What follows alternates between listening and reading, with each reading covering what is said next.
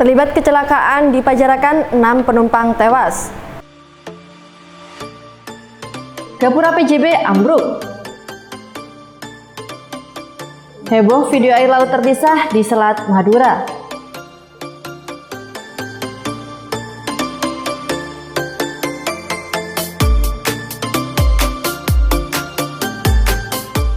Halo, assalamualaikum pemirsa. Selain ketiga informasi tadi, sejumlah informasi dari Pasuruan dan sekitarnya telah dipersiapkan tim redaksi. Bersama saya Ardiana Putri, inilah Warmo Sepekan selengkapnya.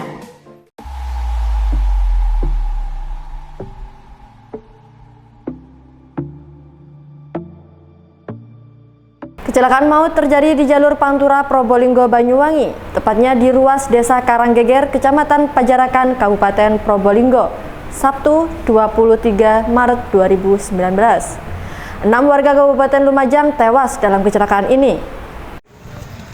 Kecelakaan maut terjadi di jalur Pantura Probolinggo Banyuwangi, ruas Desa Karanggeger, Kecamatan Pajarakan, Kabupaten Probolinggo.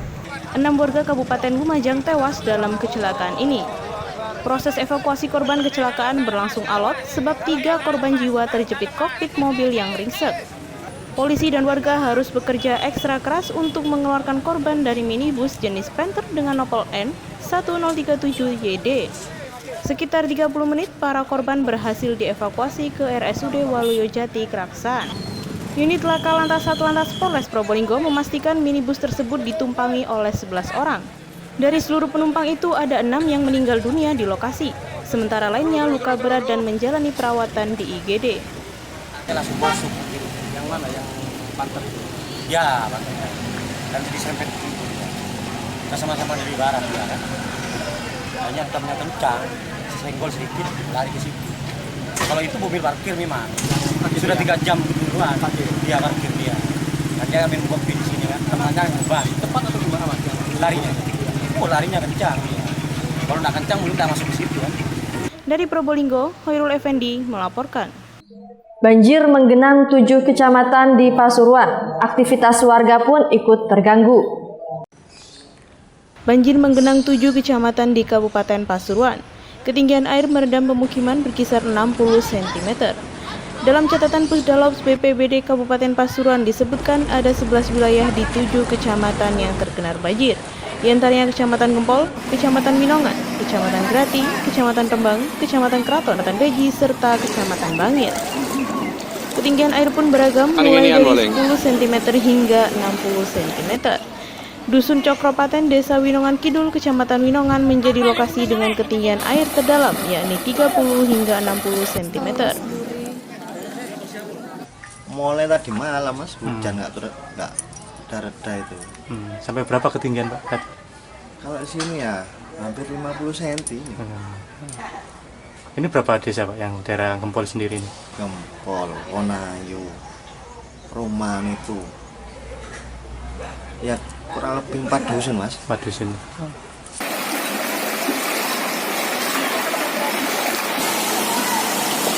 Aktivitas Gunung Bromo terus meningkat. Meski tidak menutup kunjungan, namun TNBTS melarang wisatawan naik ke Kawah Bromo. Aktivitas Gunung Api Bromo terus meningkat hingga saat ini. Pihak Taman Nasional Bromo Tengger Semeru (TNBTS) tidak menutup kunjungan wisatawan. Meski begitu, TNBTS melarang para wisatawan untuk naik ke Kawah Bromo. Kepala Seksi Pengelolaan Wisata TNBTS, Sarmin, mengatakan pihaknya menyikapi peningkatan aktivitas itu, yakni dengan melarang wisatawan naik ke Kawah Bromo. Beberapa personil ditempatkan di jalur tangga Gunung Bromo. Ia menuturkan pihaknya belum menambah personil yang akan melakukan pengawasan, sebab kunjungan wisatawan di Bromo cenderung sepi jika bukan akhir pekan. Pasir berbisik, teletabis, Mentigen dan Penanjakan 2. Tapi tetap dengan radius 1 km himbauan PMV begini? Ya, ini kita sesuai himbauan dari vulkanologi masih radius 1 km. Mungkin ada tambahan personel dari TNBTS sendiri? Ya, kita pasti akan koordinasi dengan semua stakeholder, termasuk TNI, Polri, Muspika, ya, termasuk kecamatan. Selain itu, terjadi gempa tektonik jauh sebanyak 1 kali. Amplitudo mencapai 32 mm. Lama gempa tektonik ini berdurasi 253 detik, sementara tremor menerus terekam dengan amplitudo 0,5 hingga 19 mm namun dominannya 3 mm. Dari Probolinggo, Khairul Effendi melaporkan. Sejumlah wisatawan yang berkunjung ke kawasan wisata Gunung Bromo ketiban apes gagal menikmati matahari terbit. Mereka juga diguyur hujan abu vulkanik. Sejumlah wisatawan yang berkunjung ke kawasan wisata Gunung Api Bromo ketiban apes. Selain gagal menikmati matahari terbit secara optimal, mereka juga diguyur hujan abu vulkanik. Salah satunya yang dialami oleh Iwan, wisatawan asal Yogyakarta. Ia bersama rombongannya hanya bisa menikmati keindahan matahari terbit atau sunrise dalam 7 menit saja. Setelah itu kondisi alam di Bromo mendung. Kondisi tak memungkinkan membuat Iwan bersama rekan-rekannya turun dari penanjakan dan kembali ke hotel. Karena ternyata Gunung Api Bromo batuk dan mengeluarkan abu vulkanik. Abu yang dimuntahkan bersamaan dengan gerimis membuat abu menempel di bodi mobil. Abu ini menjadi lumpur dan menempel dengan ketebalan bervariasi. Petugas pos pengamatan Gunung Api PPGA Bromo melaporkan asap kawah bertekanan lemah, sedang hingga kuat teramati dengan jelas. Asap ini berwarna putih, kelabu, dan hitam dengan intensitas tipis hingga tebal. Sementara ketinggiannya mencapai 1.200 meter di atas puncak kawah. Hujan ya? Iya, ini hujan campur abu dan sedikit ada pasirnya. Iya. Merasakan pasir, Mas. Iya. Terganggu nggak, kawan? Sebenarnya ya terganggu, Mas. Jadi ya sudah sampai sini mau gimana lagi, harus ya dinikmati lah. Dari Probolinggo, Khairul Effendi melaporkan. Abu vulkanik Gunung Bromo menghujani areal pertanian. Paparannya mengancam sayur kubis yang ditanam warga Tengger. Petani pun memanen kubisnya lebih awal meski harganya sangat murah. Sebaran abu vulkanik Gunung Api Bromo menghujani areal pertanian. Paparannya mengancam kualitas sayur kubis yang dibudidayakan warga Tengger. Petani pun memanen kubisnya lebih awal meski harganya sangat murah. Seperti dilakukan Fendi, salah satu petani kubis asal desa Ngadisari, Kecamatan Sukapura, Kabupaten Probolinggo. Sayuran kubis yang ditanamnya terpaksa dipanen lebih awal sebab terpapar abu. Diketahui abu vulkanik mengandung silika sehingga sangat berbahaya jika terlalu lama memapar sayuran jenis kol atau kubis. Kalau cuma sedikit kayak kemarin masih nggak ada pengaruhnya. Nggak ada pengaruhnya. Ya. Kalau hujan abu terus sorenya hujan, ya masih bisa bersih. Ya. Tapi kalau terus-terusan ya bisa rusak. Rusak ya. Gimana? Sampai cemas atau? Ya gimana lagi ya, cemas. Gitu ya. Sejauh ini masyarakat maupun wisatawan masih beraktivitas normal di kawasan wisata Bromo dengan jarak aman 1 km dari puncak kawah.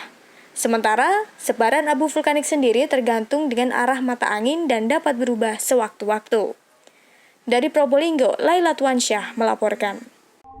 Warga suku Tengger beramai-ramai mendatangi punden dan pura di lautan Pasir Bromo. Mereka mempersembahkan sesajen, berdoa kepada leluhur agar erupsi Bromo segera berakhir. Warga suku Tengger beramai-ramai mendatangi punden dan pura di lautan Pasir Bromo. Mereka mempersembahkan sesajen dan berdoa kepada leluhurnya agar erupsi Bromo segera berakhir. Salah satunya adalah pasangan suami istri Joko dan Ulan Sari, warga desa Ngadisari, Kecamatan Sukapura, Kabupaten Probolinggo. Mereka tampak membawa makanan dan bunga yang dibungkus dengan daun pisang. Sesajen itu kemudian diletakkan di salah satu punden atau tempat yang diyakini sebagai makam leluhur suku Tengger. Tak lupa, kedua pasutri ini berdoa dengan khusyuk di depan punden.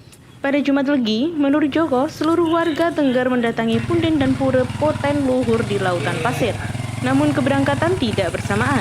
Sesajen yang dibawa pun relatif lebih sedikit dibandingkan dengan sesajen yang dibawa saat Yatnya Kasodo. Mereka berharap agar mendapat keselamatan, baik keselamatan pribadi dan lingkungan, serta diberi limpahan rezeki. Apalagi saat ini erupsi tengah berlangsung di Gunung Api Bromo. Kalau Jumat Legi gini, ya cuma membawakan minta doa sama di nanti kalau kita kerja apa aja di lingkungan sini, memangnya kita kan sudah minta rezeki, anak dari Mbah Buyutnya semua minta rezeki. Dari Probolinggo, Hoirul Effendi melaporkan. 3 warga diamankan anggota Polsek Raksaan, Kabupaten Probolinggo. Mereka mengutil susu formula di sebuah swalayan. Komplotan ini pun terancam hukuman 7 tahun penjara. 3 warga Surabaya diamankan anggota Polsek Raksaan Kabupaten Probolinggo saat mengutil susu formula di sebuah swalayan. Komplotan ini pun terancam hukuman 7 tahun kurungan penjara. Mereka adalah Ponco, Indrawati, dan Sumila, warga Kelurahan Tambaksari, Kota Surabaya. Penangkapan itu bermula saat karyawan Diva Swalayan memeriksa stok barang pada rak susu Selasa 19 Maret 2019. Ternyata ada 14 kotak susu yang dipajang hilang. Sehingga petugas melihat rekaman closed circuit television atau CCTV toko yang ada di Jalan Panglima Sudirman itu. Ternyata dalam rekaman itu ada gerak-gerik pengunjung yang mencurigakan. Dalam CCTV itu ternyata ada 2 perempuan yang memasukkan susu ke dalam roknya sampai 3 kali. Setelah mengambil susu, lalu keluar dan menaruhnya di mobil Toyota Avanza yang diparkir, ia kemudian masuk kembali mengambil susu sampai 3 kali. Sementara seorang pria tengah menunggu di mobil plat nomor polisi W1181VC. Rupanya mobil yang sama kembali ke lokasi sekitar pukul 16 waktu Indonesia Barat. Tukang parkir yang mengenalinya kemudian menghubungi bagian pengamanan. Laporan itu pun lantas diteruskan ke polisi. Kan pernah di Dipa pernah mengambil, makanya di CCTV kelihatan. Nah, ini kedua juga diintai terus sama karyawannya maupun tukang parkir yang di luar, yang dia tahu persis memasukkan barangnya di mobilnya. Informasinya sudah 2 kali, informasi. Tapi kita masih dalami lagi dan kita masih mengumpulkan bukti-bukti yang lain, atau mungkin dari daerah-daerah lain yang pernah kejadian begitu, makanya saya suruh nyocokkan di CCTV. Kalau ada CCTV-nya, mungkin dilihat di sana, siapa tahu pelakunya sama. Dari Probolinggo, Hoirul Effendi melaporkan. Seorang pria asal Gempol, Kabupaten Pasuruan lakukan pemerasan dengan umpankan istri. Modus tipu-tipu ini pun terungkap hingga pasutri dibekuk polisi. Seorang pria asal Gempol, Kabupaten Pasuruan melakukan pemerasan dengan umpankan istri. Modus tipu-tipu itu pun terungkap hingga pasangan suami istri itu dibekuk polisi. Aksi yang dibilang meresahkan warga ini dilakukan oleh MK dan F, warga Sumberingin, Kecamatan Gempol, Kabupaten Pasuruan. AKP Dewa Prima, Kasat Reskrim Polres Pasuruan mengungkapkan, selain dilakukan oleh pasutri asal Gempol itu, aksi pemerasan ini juga dibantu oleh 1 orang lagi yang saat ini masih tercatat sebagai DPO.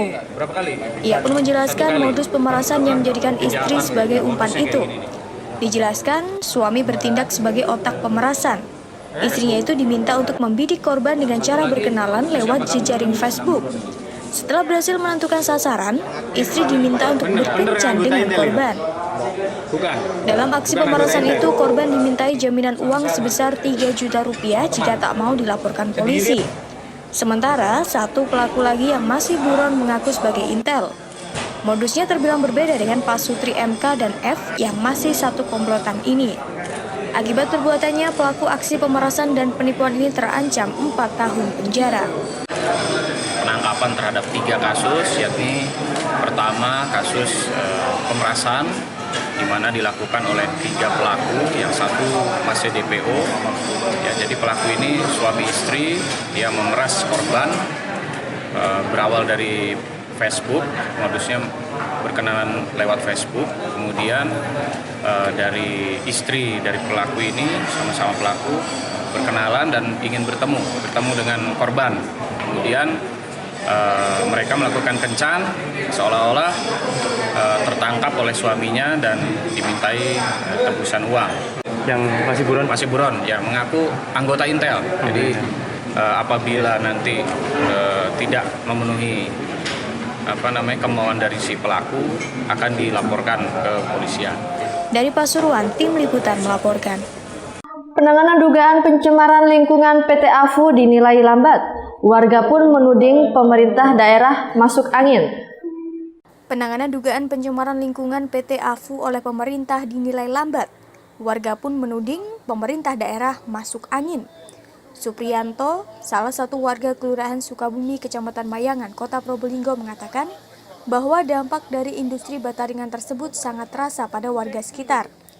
Ada pencemaran air yang mengakibatkan ikan tambak banyak yang mati, ditambah ada pencemaran udara. Selain itu, dinding rumah warga retak-retak akibat aktivitas pabrik yang terlalu dekat dengan pemukiman. Sejurus kemudian, Mas Tuki, Ketua Kelompok Masyarakat Pengawas Pokmaswas, malah menuding pemerintah daerah telah masuk angin. Hal itu karena lambat dalam menangani dampak negatif yang dikeluhkan warga. Padahal sejak 2013 atau awal beroperasinya PT AFU, masyarakat sekitar sudah mengajukan permohonan pada pemerintah terkait penindakan limbah dan pabrik tersebut. Saya mengatakan masuk angin semua ini. Jadi kecewa, Mbak? Kecewa. Bagi yang salah itu pemerintahannya Kota Probolinggo pada tahun 2013. Tuntutannya apa? Ya? Dipindah apa diberhentikan atau di mana? Ya dicabut izinnya. Ditutup pabriknya ya? Tutup. Biar itu jelas karena itu sudah direkomendasi oleh wali kota, termasuk membentuk tim teknis itu dari perizinan, Lurah Sukabumi, Camat Mayangan, Satpol PP, Pertanahan. Jalan. Nah, itu jalan itu yang bentuk tim teknis. Nah, jadi kalau sudah terbentuk tim teknis ini, saya bukan mengancam. Ini kalau tidak dicabut izinnya, surat saya akan segera saya nyurati nanti ke kejaksaan. Lewat jalur hukum ini sudah. Berarti pemerintah Kota Probolinggo tidak ada itikat baik ini sudah. Alergi wis. Dari Probolinggo, Hufron melaporkan. Suasana Tempo Dulu kembali dihadirkan dalam event Pasuruan Zaman Biyen PJB.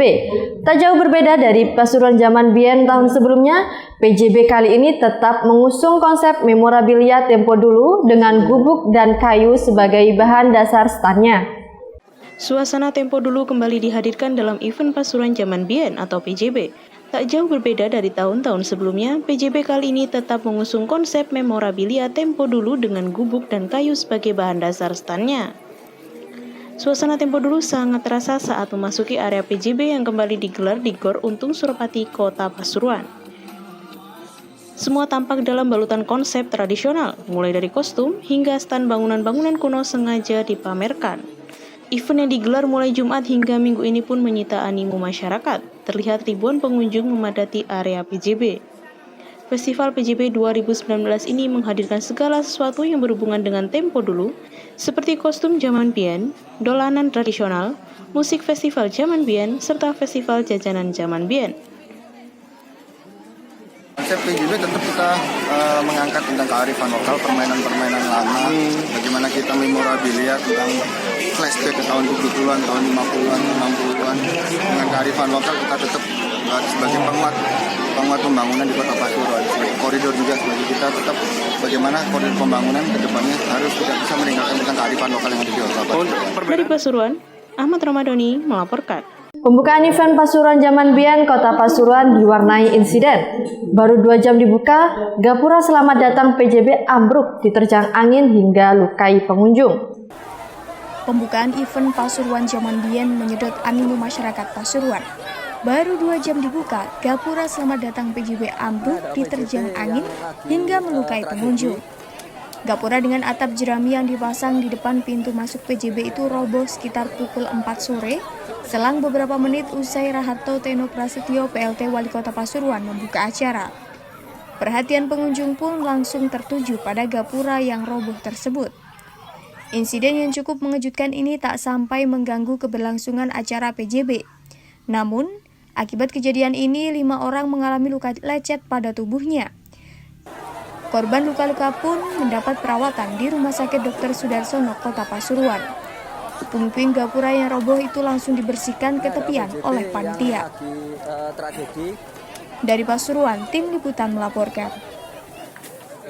Bunyai dari berbagai pondok pesantren di Kabupaten Pasuruan dan sebagian wilayah Jawa Timur tumplek-plek beristighosah di halaman Geraha Ad-Dakhil, kantor DPC Kabupaten Pasuruan. Bukan hanya itu, seribuan nyai se-Probolinggo juga berkumpul di gedung Geraha Sasana Krida. Kegiatan bertajuk Nyai Bersatu ini mendeklarasikan kemenangan pasangan Capres-Cawapres nomor urut 1 Jokowi Ma'ruf.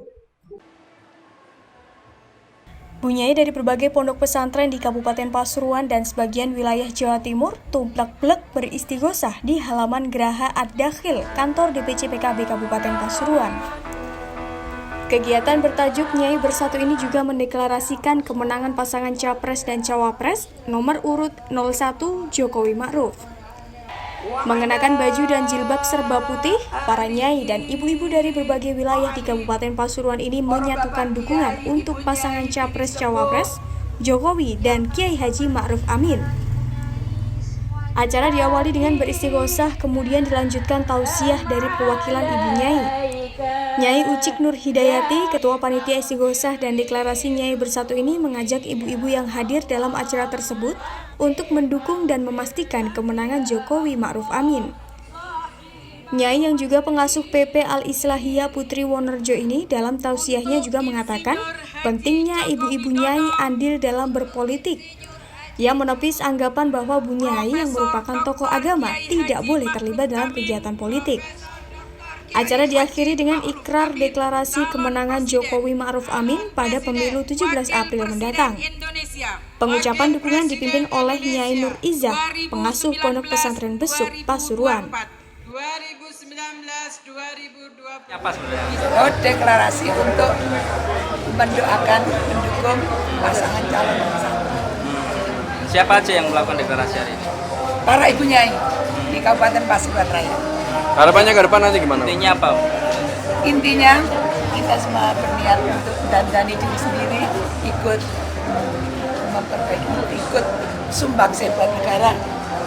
Karena kami berkeyakinan apabila Pak Jokowi dengan Bapak Kiai Haji Ma'ruf Amin jadi lagi, insya Allah mudah-mudahan Indonesia ke depan lebih baik.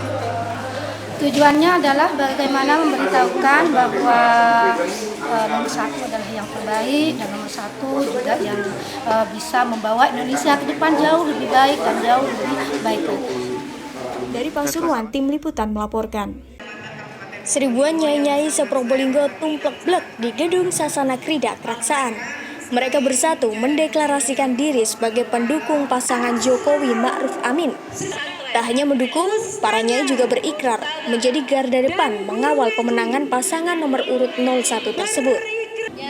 Dari pengamatan Warta Bromo, deklarasi Nyai Bersatu dukung Jokowi Ma'ruf diikuti 1.000 ibu nyai dari puluhan pesantren. Setiap kecamatan di Kabupaten Probolinggo ada keterwakilannya. Para ibu nyai itu tak hanya berasal dari keluarga besar pondok pesantren saja, tetapi juga terdiri dari para ustadzah, baik pengajar di madrasah-madrasah maupun kalangan guru ngaji di musola-musola.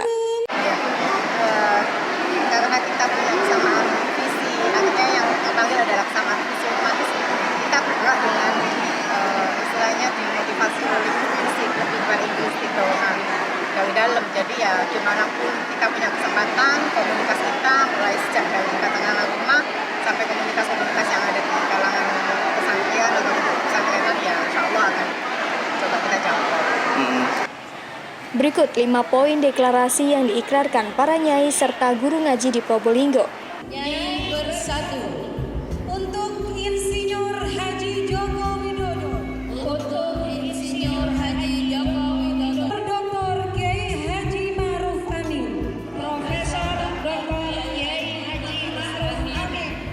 Pada Pilpres 2019. Pada Pilpres tahun 2019. Dalam mendukung. Dari Probolinggo, Sundari Adiwardana melaporkan. Nyai Bersatu untuk Insinyur Haji Joko Widodo. Untuk Insinyur Haji Joko Widodo. Dr. Kiai Haji Ma'ruf Amin. Profesor Dr. Kiai Haji Ma'ruf Amin. Pada Pilpres 2019. Pada Pilpres tahun 2019. Tak sia-siakan kesempatan masyarakat Kecamatan Prigen dan sekitarnya datangi program Kenduren Mas. Kali keempat ini Kenduren Mas berikan pelayanan gratis di lapangan Dayurejo, Kecamatan Prigen. Tak sia-siakan kesempatan masyarakat Kecamatan Prigen dan sekitarnya datangi program kendaraan urun rembuk masyarakat atau Kenduren Mas. Kali keempat ini Kenduren Mas berikan pelayanan gratis di lapangan Dayurejo, Kecamatan Prigen. Seperti biasa, stand dari Dispenduk Capil selalu dikerumuni warga yang memanfaatkan Kenduren Mas untuk mengurus berbagai dokumen kependudukan.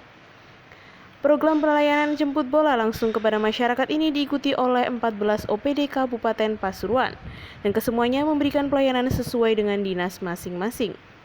Seperti halnya Dinas Tenaga Kerja Kabupaten Pasuruan, baru saja 2 jam membuka, sudah 20 orang datang untuk membuat kartu AK1 atau kartu pengantar kerja. Sebelumnya, Kenduran Mas sudah hadir di 3 kecamatan, yakni Kecamatan Purwosari, Kecamatan Gempol, dan Kecamatan Pasrepan. Kesini ngurus apa, Mas? Ngurus KTP. Gimana, Mas, adanya Kenduran Mas di desa? Sangat membantu sekali. Di status perkawinan. Oh, ada persyaratan nggak, Mas? Kalau ada. Itu ada surat pengantar dari kepala desa. Terus masuk ke sini. Dari Prigen, Ahmad Romadoni melaporkan. Sebuah video memperlihatkan kondisi di Selat Madura menghebohkan dunia maya. Air laut terbelah menjadi 2 bagian, seperti tidak menyatu. Sebuah video memperlihatkan kondisi di Selat Madura menghebohkan dunia maya. Pasalnya, nampak air laut tersebut terbelah menjadi 2 bagian seperti tidak menyatu. Video viral tersebut diunggah oleh akun Facebook bernama Muhammad Fahrizal dan memperlihatkan lokasi jembatan Suramadu lalu diarahkan ke laut di bawahnya. Terlihat air laut ini seperti terbelah menjadi 2 bagian. Di satu sisi berwarna kehitaman, satu sisi lainnya berwarna abu-abu seperti jernih. Hasilnya, postingan itu sudah dibagikan oleh puluhan ribu warganet. Bukan hanya itu, ratusan netizen pun mengomentari unggahan tersebut. Badan Meteorologi, Klimatologi, dan Geofisika BMKG Maritim menyebutnya sebagai fenomena halocline. Peristiwa tersebut terjadi karena perbedaan densitas air laut. Fenomena itu terjadi di Selat Madura bagian Surabaya yang berbatasan dengan muara sungai. Badan Pengembangan Wilayah Suramadu BPWS Faisal Yasir Arifin menyebutkan halocline disebabkan karena pertemuan 2 jenis massa air dari sisi timur dan barat Pulau Madura yang suhu, kadar garam, dan kerapatan airnya berbeda. Sehingga meski satu tempat yakni sama-sama di Selat Madura, air tersebut tidak menyatu. Dari Surabaya, tim liputan melaporkan. Suramadu. Berita tersebut menjadi akhir dari Warmo Sepekan edisi hari ini. Mewakili tim redaksi yang bertugas, saya Ardiana Putri, pamit undur diri. Wassalamualaikum warahmatullahi wabarakatuh dan sampai jumpa.